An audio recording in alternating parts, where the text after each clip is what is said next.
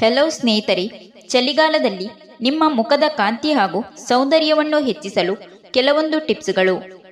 ಸೌತೆಕಾಯಿ ರಸ ಹಾಗೂ ನಿಂಬೆಹಣ್ಣಿನ ರಸ ಎರಡನ್ನೂ ಬೆರೆಸಿ ಮುಖಕ್ಕೆ ಹಚ್ಚಿಕೊಂಡರೆ ಮುಖ ಬೆಳ್ಳಗಾಗುತ್ತದೆ.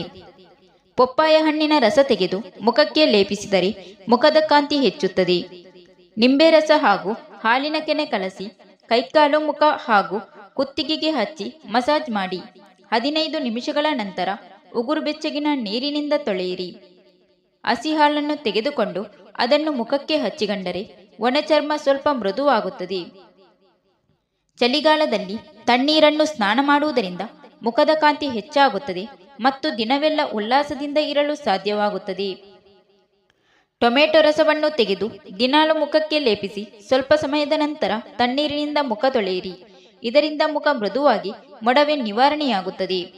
ಎಳೆನೀರನ್ನು ಚಳಿಗಾಲದಲ್ಲಿ ಮುಖಕ್ಕೆ ಹಚ್ಚಿದರೆ ಮುಖ ಸುಂದರವಾಗಿಯೂ ಹಾಗೂ ಒಡೆಯದಂತೆ ಕೆಲಸ ಮಾಡುತ್ತದೆ. ಮೊಸರಿಗೆ ಸ್ವಲ್ಪ ಅರಿಶಿನ ಹಾಗೂ ಜೇನುತುಪ್ಪ ಬೆರೆಸಿ ಉಪಯೋಗಿಸುವುದರಿಂದ ಚರ್ಮದ ಸ್ವಚ್ಛತೆ ಹಾಗೂ ಕಾಂತಿಯನ್ನು ಕಾಪಾಡಿಕೊಳ್ಳಬಹುದು.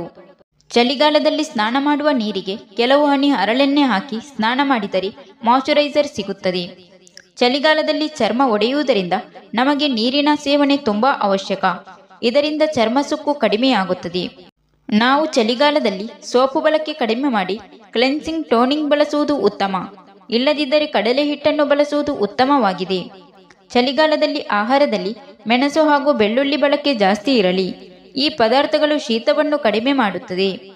ನಾವು ಚಳಿಗಾಲದಲ್ಲಿ ಮುಖವನ್ನು ಫೇಸ್ ಬ್ರಷ್ನಿಂದ ಉಜ್ಜಿದರೆ ರಕ್ತ ಸಂಚಲನ ತೀವ್ರವಾಗುತ್ತದೆ. ಇದರಿಂದ ತ್ವಚೆಯು ಕಾಂತಿಯುತವಾಗುತ್ತದೆ. ಚಳಿಗಾಲದಲ್ಲಿ ಶರೀರದಲ್ಲಿ ಎಣ್ಣೆಯ ಅಂಶ ಕಡಿಮೆ ಇರುವುದರಿಂದ ನಾವು ವಾರಕ್ಕೊಮ್ಮೆಯಾದರೂ ಮೈಗೆಲ್ಲ ಕೊಬ್ಬರಿ ಎಣ್ಣೆ ಅಥವಾ ಆಲಿವ್ ಆಯಿಲ್ ಅನ್ನು ಉಪಯೋಗಿಸಿ 15 ನಿಮಿಷಗಳ ಕಾಲ ಬಿಟ್ಟು ಸ್ನಾನ ಮಾಡುವುದು ಒಳ್ಳೆಯ ಅಭ್ಯಾಸ. ಬೇಸಿಗೆಯಲ್ಲಿ ಬಳಸುವಂತೆ ಚಳಿಗಾಲದಲ್ಲಿಯೂ ಸಹ ಹೊರಗೆ ಹೋಗುವಾಗ ಮುಖಕ್ಕೆ ಸನ್ಸ್ಕ್ರೀನ್ ಲೋಷನ್ ಬಳಸುವುದು ಉತ್ತಮ. ಚಳಿಗಾಲದಲ್ಲಿ ತ್ವಚೆಯ ಆರೈಕೆಗಾಗಿ ನಾವು ಪ್ರತಿನಿತ್ಯ ಜೇನುತುಪ್ಪ, ಗ್ಲಿಸರಿನ್ ಹಾಗೂ ಲೋಳೆ ರಸಯುಕ್ತ ಮಾಯ್ಚರೈಸರ್ ಬಳಸಬೇಕು. ಚಳಿಗಾಲದಲ್ಲಿ ಪಾದಗಳಲ್ಲಿ ಬಿರುಕು ಉಂಟಾಗುವುದರಿಂದ ನಾವು ದಿನಾಲು ಮಲಗುವ ಮುನ್ನ ಕಾಲಿಗೆ ಪೆಟ್ರೋಲಿಯಂ ಜೆಲ್ ಅನ್ನು ಹಚ್ಚಬೇಕು. ಪಾದಗಳ ಬಿರುಕುಗಳನ್ನು ತಡೆಯಲು ನಾವು ತಿಂಗಳಿಗೊಮ್ಮೆ ಪೆಡಿಕ್ಯೂರ್ ಹಾಗೂ ಮೆನಿಕ್ಯೂರ್ ಮಾಡಿಸಿಕೊಳ್ಳಬೇಕು.